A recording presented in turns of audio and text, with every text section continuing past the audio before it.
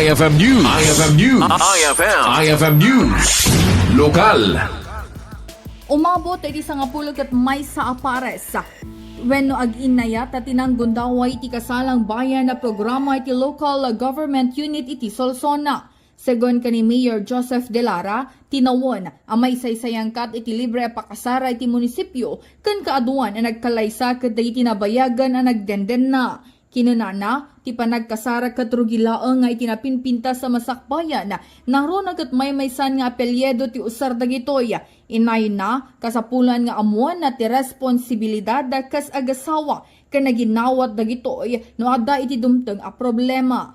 Kabayatan na, kasagot iti lokal a gobyerno karay di nagkalaysa na ipaay kadakwada iti libre asing-sing, souvenir, wine, cake, kanda dumapay. Tinasao a programa kat saan laang nga bigbigan ti panagkalay sa ritoy no di kat pamanagnak at ipanagkasar kat may sa pundasyon na itinadurduras a komunidad. Para iti IFM News, Idol Bernadette Toledo, Tatak, IFM. IFM News. IFM News. IFM News. Lokal.